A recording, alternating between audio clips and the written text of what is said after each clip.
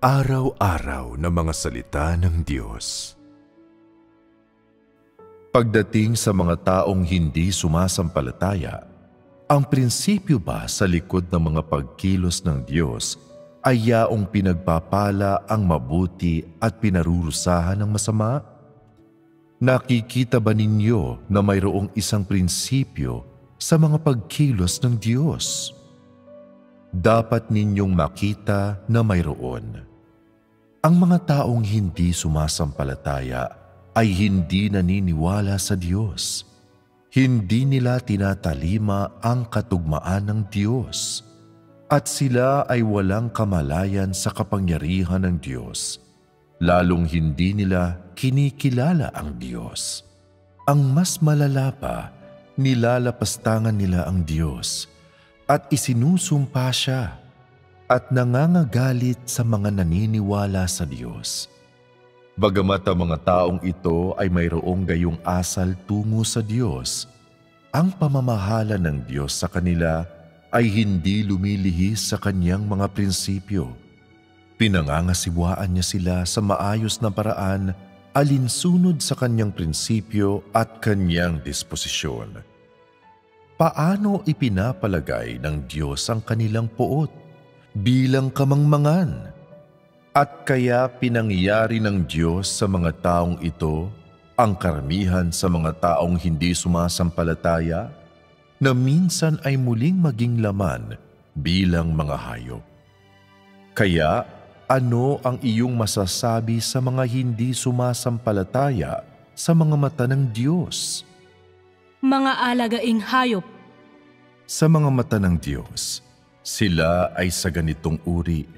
Sila ay mga alagaing hayop.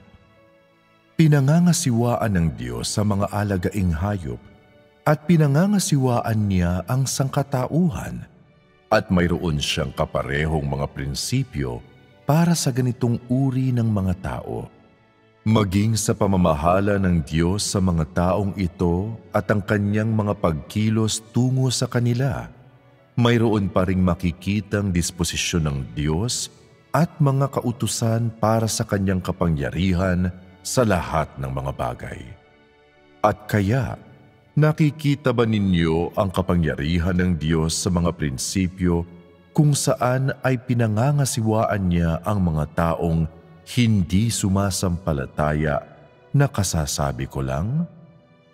Nakikita ba ninyo ang matuwid na disposisyon ng Diyos? Oo, nakikita namin.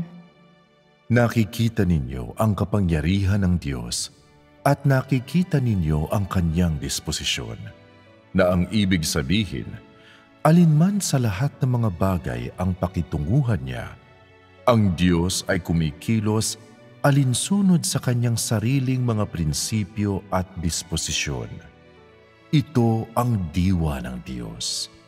Hindi siya basta hihiwalay sa mga batas o mga panlangit na kautusan na kanyang itinakda dahil itinuturing niya ang ganitong uri ng mga tao bilang alagaing hayop. Kumikilos ang Diyos alinsunod sa mga prinsipyo nang wala ni katiting na kaguluhan. Ang kanyang mga pagkilos ay lubos na di naaapektuhan ng anumang dahilan. At maging anuman ang kanyang gawin, lahat nito ay sa pagsunod sa kanyang sariling mga prinsipyo. Ito ay pinagpasyahan sa pamamagitan ng katotohanan na ang Diyos ay mayroong diwa ng Diyos mismo, na isang natatanging diwa na hindi taglay ng anumang nilikhang nilalang. Ang Diyos ay matapat at responsable sa kanyang paghawak, pagharap, pamamahala, pangangasiwa at pamumuno bawat bagay, tao at buhay na bagay sa gitna ng lahat ng mga bagay na kanyang nilikha, at hindi siya kailanman naging pabaya dito. Sa mga mabubuti, siya ay mapagpala at mabuti. Sa mga masasama, nagpapataw siya ng malupit na parusa, at para sa iba't ibang buhay na mga nilalang, Siya ay gumagawa ng angkop na mga pagsasaayos na napapanahon at regular alinsunod sa iba't ibang mga kinakailangan sa mundo ng sangkatauhan sa iba't ibang mga panahon, nang upang itong mga buhay na mga nilalang ay muling magkatawang tao alinsunod sa mga papel na kanilang ginagampanan sa maayos na paraan, at lumipat sa pagitan ng material na mundo at sa espiritual na mundo sa maayos na paraan.